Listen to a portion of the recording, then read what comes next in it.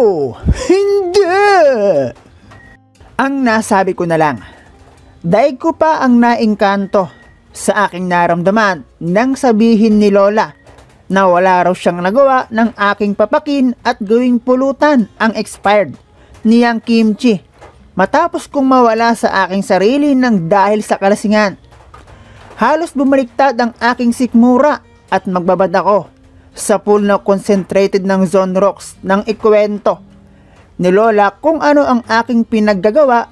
Kaya pala, naamoy ko pa ang tila maanghang, maasim, panlasang tila ba mapakla, at amoy na hindi ko kayang ipaliwanag. Idagdag pa ang malagkit kong pagmumuka, at para akong babangungutin tuwing gabi na aking ipipikit ang aking mga mata. Lalo't noong nagkukwento si Lola, ay tila ba galak na galak sa tuwa si Lola Titay.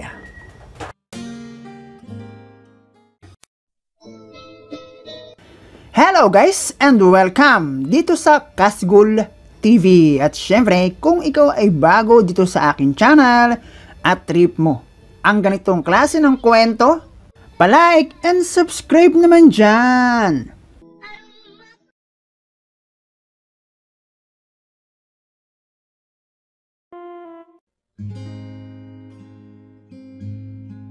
Hindi nalalayo sa marami ang naging pamumuhay ko noong aking kabataan. Batang probinsya rin at naranasan ko rin ang maging isang estudyante na kapag darating ang break time, nakatingin sa kaklase o di kaya naman tumatanggap ng kanilang bigay. Hindi naman laging ganoon kung minsan ako naman ang nagbibigay. Lalo na kapag anihan at kapag nakapagbenta ng palay o bigas mula sa bagong ani ang aking mga magulang. Doon na rin sa aming probinsya ako nakapag-aral ng high school. Medyo bas naging mahirap dahil nagkaroon na rin kasi ako ng kapatid. Ang saklap puro babae. Kaya bilang lalaki at panganay, ako ang madalas katulong ng tatay ko sa bukid. Bagamat ganoon pero naging masaya rin naman. Kapag Pasko at bakasyon, nauwi sa amin ang aking Lola Titay na solong naninirahan sa Manila at ang work niya doon ay nasa parlor. Kaya naman natatawa na lang talaga ako kapag uuwi si Lola sa amin. Dala ang kanyang kakaibang style. May kulay ang buhok at tila babagets ang pormahan. Iyon daw kasi ang uso sa Manila. Hindi naman siya kapayatan pero malaki ang hinaharap na parabang rockista ang pormahan. Kumbaga, naiiba talaga ang trip ni Lola kaysa sa amin. Kung hindi mo siya kilala matatawa ka na lang talaga.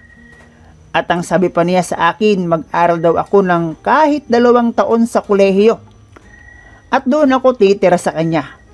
Para daw hindi ako matulad sa aking mga magulang na maglulupa. Although, marangal naman raw iyon.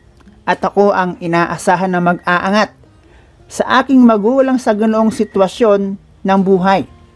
Kaya magsikap pa raw ako at mag-aral na mabuti. Noong ako ay high school, never akong nagkaroon ng jowa dahil wala Nagkakagusto rin naman ako at sa amin marami rin naman ang maganda. Pero nasanay kasi akong kapag kakatapos ng klase at walang gawaing bahay kay tatay ako natulong. At noong makagraduate nga ako ng 4th year, natuloy ang aking pag-aaral ng kolehiyo. At dahil sa Manila naman talaga ang maraming kolehiyo, at nandun pa si Lola, doon na talaga ako nakapag-aral at nanatili ako sa bahay ng Lola Titay ko. Kung ako lang, ayaw ko na talaga at tutulong na lang ako kay tatay para hindi na nila problema pa ang pagbibigay sa akin ng allowance at magamit na lang sa aking mga kapatid at gastusin sa bahay. Sa una medyo naging mahirap, hindi ako laking Manila. Mabuti na lang at ready si Lola para ako ay i-guide. Madalas rin siyang mag-abot ng baon sa akin na pera. Kaya naman medyo mas okay ang college life ko kesa sa school life. Isa pa doon ang kapag namimiss ko ang probinsya. At doon na ako natuto magtagay. At si Lola Titay ang pasimuno. Madalas iyon kapag araw ng linggo. Kung minsan naman ay depende kung kailan wala siyang pasok sa parlor. At doon, kapag nalalasing na si Lola, at halos magkapalit na kami ng muka kapag nag-uusap. At halos mapangudgod na ako sa jumbo niyang Cocomelon. Pansin ko maganda pa. Hindi siya masyadong nagamit, ayos pa eh. Sumisilay kasi kung minsan at dahil inosente ako, bakit naman ang hindi ko tingnan, di ba? Kumbaga reference sa kung ano ba ang itsura.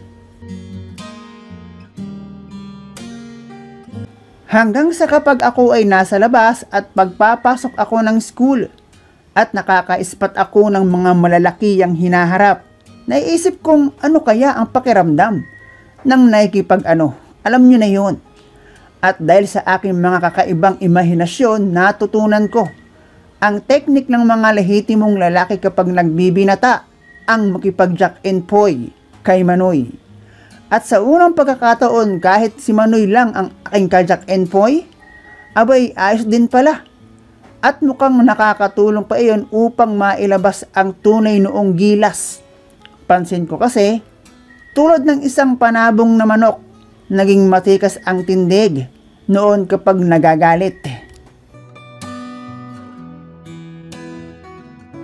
Hanggang sa ang aking kapilyuhan ay umabot na rin hanggang sa jeep kapag ako ay pauwi sa simpleng bahay ni Lola Titay. Umiiral ang kademonyuhan ng aking siko, lalo na kung medyo tila ba puputok na sa laki ang monay ng aking katabi. Kung minsan nga dun talaga ako tumatabi sa mga ganoong pinagpala ang hinaharap. Mabuti na lang at noong panahon na iyon ay hindi pa uso ang cellphone na may camera, kung hindi, paktay. Kung sa bagay may itsura rin naman akong lalaki, baka ang sabihin ng mga makakakitang bebot, maaaring puwet ako dahil sa pag-aaral kaya nakakatulong sa jeep. Style ko kasi yan eh. Tulog-tulogan habang dinudunggol ang munay ng katabi. Parang gusto rin naman nila eh. Pakiramdam ko nga, inilalapit pa nila. Isang beses nga, yung aking nakatabi kung saan ako bumaba, doon din bumaba at nakipagkilala pa sa akin. At nilibre pa ako ng juice bago kami naghiwalay ng daan. Working siya at Laika ang pangalan. Pero dahil wala pa akong cellphone noon at siya lang ang meron, hindi rin kami nagkaroon ng contact. At ang pagsasabay namin na iyon, mukhang tsamba lang. Sayang ang lusog pa naman. Sabi pa nga niya, simpleng pilyo raw ako. Be careful daw dahil baka yung mapili ko hindi ako type. Tingin ko sa kanya mas may edad sa akin. 18 lang ako noon at turning 19. At eto na nga, nangyari na ang hindi inaasahan. Eto rin yung kaarawan kung kailan ako pinanganak. Madalit sabi, eto yung araw at taon kung kailan ako naging 19-year-old. Happy birthday dito at happy birthday doon. At sabi ng aking lola, pag uwi ko, kailangan naming mag-celebrate. Maranasan ko man lang daw, lublubin na raw ako ang magkaroon man lang raw ng cake sa kaarawan, di pa nangyari sa akin. At ayun na nga, pag uwi, kahit kaming dalawa lang ng mahal kong lola, nag-celebrate kami. May cake, isang buong manok, parang andok style, tinapay, pansit, at kung ano-ano pang pagkainan ng dahil raw doon hindi na nakabili ng make-up si lola. At may tagay sa huli, matapos ang aming dinner. At sa pagbaba ng laman ng bote, at ang paglalim ng gabi, at ang pagpasok ng spiriton ng alak sa aking inosenteng pagkatao, dahan-dahan, ay nagkaroon ako ng isang kaharap sa lamesa. Naubod ng ganda, maladiwata ang beauty at may pinagpalang hinaharap na may pagkakataong tila iniuumang sa akin upang maging pulutan.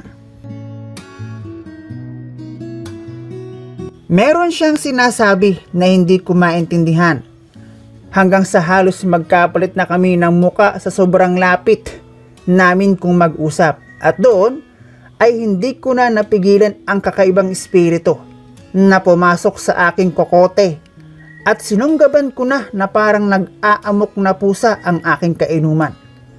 Noong sandaling iyon, nawala na sa isip ko si Lola Titay dahil napalitan iyon ng isang magandang binibini at doon ay nagpalitan kami ng atake na parang naglalanding pusa. Kumbaga, para siyang makunat na karni ng manok.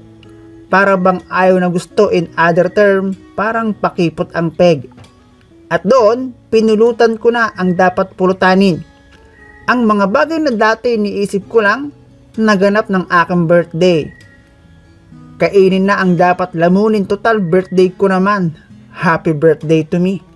Galugarin na ang dapat galugarin. Kahit amoy tuba. At man din kay amoy binurong alamang, anla tablado na. Aanhin paga. At ang mysterious girl naman sa inuman ay may pagtulak pa kunong nalalaman na kung sa Mobile Legends pa, obviously defeat na. Gusto pang kumambak. Pero naka-full build na si Zilong at tuloy nang napasok ang kanyang dinedepensahang base.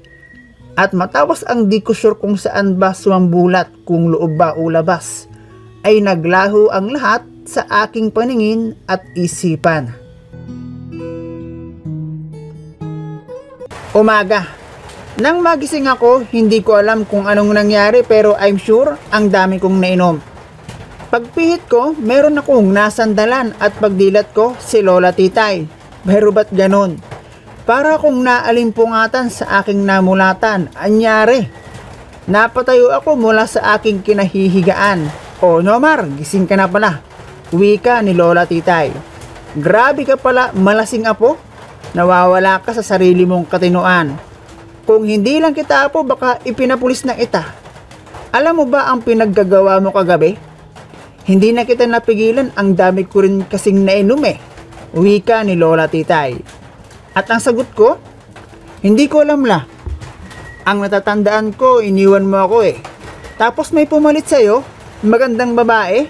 May nangyari pa nga sa amin la Sino po ba yun? Sira. Ako ang tinutukoy mo. Nalasing ka lang, nag-iba na ang tingin mo sa akin.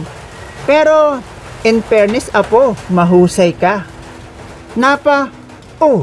Hindi. Nalang ako sa isip ko. Kaya pala amoy tuba at binurong alamang anla si Lola Titay pala. Nagpanggap na diwata. Pero syempre, sa isip ko lang yun.